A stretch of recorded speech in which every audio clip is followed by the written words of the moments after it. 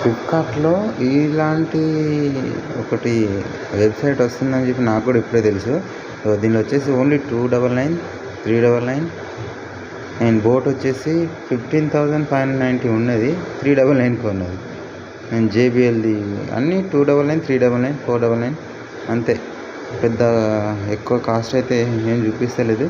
కాకపోతే direct book చేద్దానికి పోతే ఏమవుతుందంటే డైరెక్ట్ అమౌంట్ అడిగేస్తుంది. అది ఇది నిజమా కాదా అని చెప్పి చెక్ చేసుకుందామని చెప్పి చూశాను.